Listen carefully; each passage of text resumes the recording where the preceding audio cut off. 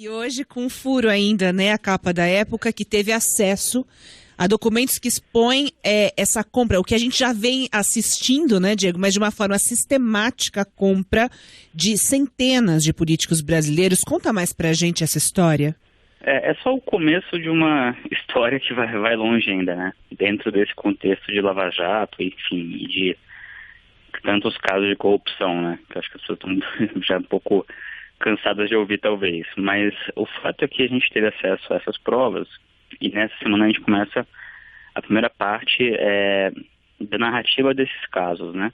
Então, no contexto geral, é importante entender que as provas levantadas e que em boa parte são inéditas mostram como a JBS, né, e o grupo JTF, ao longo de 10 anos, gastou 1,1 bilhão de reais, e esse número é extraordinariamente assustador, com propinas a políticos, né?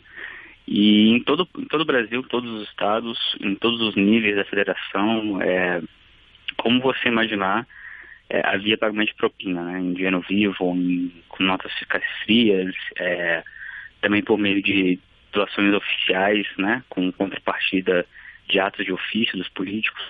Então, o que havia se mencionado, né, Petra, no começo da delação do JBS, nós agora começamos a demonstrar com provas levantadas e pela própria empresa, né, pelos delatores, e que está em poder da PGR, e também por meio de uma investigação própria, né, de checagem dessas informações. Então, dentro disso, né, que é esse quadro que a gente chama de macro-corrupção ou macro-criminalidade, existem casos específicos, né, que chamam mais atenção, e alguns deles, que a gente pode comentar brevemente, a gente traz nessa edição, né, além desse panorama geral que é realmente um case mundial, né? Sem nenhuma certeza. dúvida. E vocês tiveram acesso a esses papéis, Diego? Porque assim, a gente já vem assistindo a denúncias, né? A provas aí que não tem como a gente negar. Muita gente impune aí ainda, né? Muita gente não foi presa, a gente vê aí senadores, né, que continuam aí livres e tudo mais. Agora, como é que isso vai... eu queria que você contasse um pouquinho mais sobre esses papéis que vocês tiveram acesso e como é que isso pode, na prática, ajudar a gente a ver uma mudança da política, que a justiça seja feita, né? Acho que é importante, né, até a gente fazer uma separação entre o efeito político ou junto à opinião pública, né, junto às pessoas e junto à justiça, né? Porque, como a gente começa a trazer agora, né, você tem... na verdade, são milhares de pedaços de evidência, né? Ou seja, comprovantes bancários, registros de pagamento em dinheiro vivo, notas fiscais frias. Todo esse material, ele acaba confirmando, né, em larga medida, o que os delatores dizem, como foi no caso do Odebrecht, né?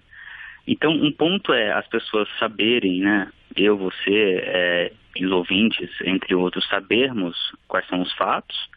E outro ponto é o tempo da justiça, né? Até que ponto esses fatos, essas provas, até serem investigadas mediante o direito também à ampla defesa e o devido processo legal, chegarem a denúncias e até mesmo a condenações. Então isso vai demorar muito. E o efeito político acaba não sendo tão grande ou suficiente, como acho que muitos gostariam, porque a gente vive nesse estado em que agora todos estão num modo de autoproteção, né, no Congresso, no Palácio, todos os partidos unidos tacitamente, em alguns casos até abertamente contra a Lava Jato, porque estão todos envolvidos, né? Assim, a generalização às vezes é injusta, mas nesse caso ela se aplica. Então, há um divórcio, né, entre as consequências políticas que poderiam acontecer, por exemplo, deveriam se abrir processos nos conselhos de ética, né, contra esses políticos suspeitos de participarem de esquema de corrupção, mas isso não existe, né? Os políticos ficam quietos, não há processo. A gente vê o que está acontecendo agora também.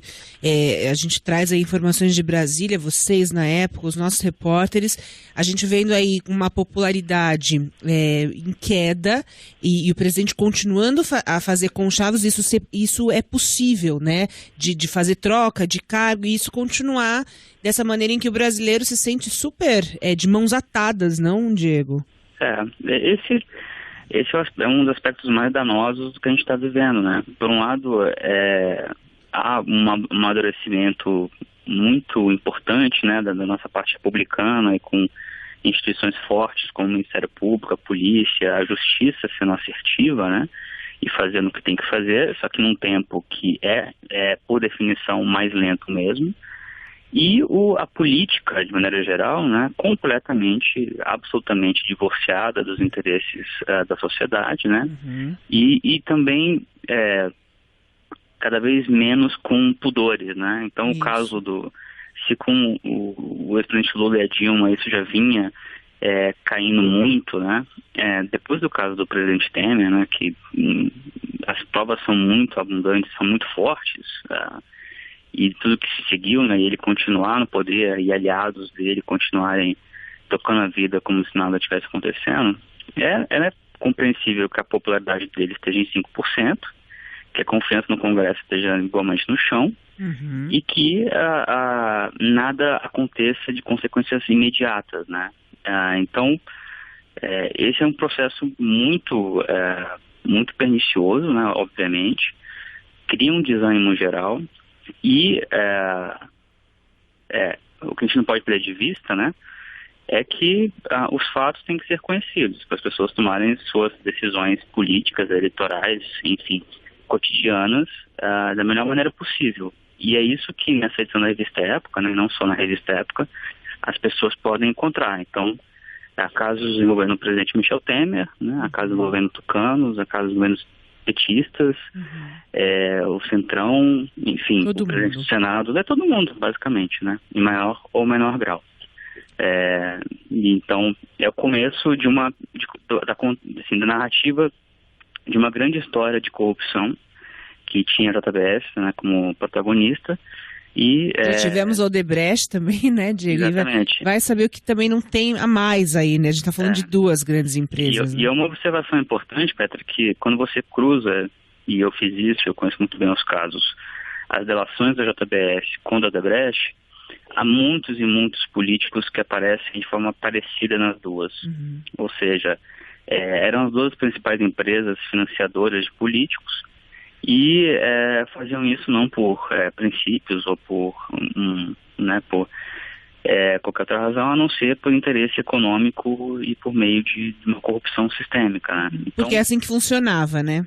É assim que funcionava e, a depender do que acontecer, talvez continue sendo assim, né? Essa é a encruzilhada que o país vive e que as pessoas precisam ter muito em mente na hora de tomar suas decisões cotidianas e eleitorais também, né?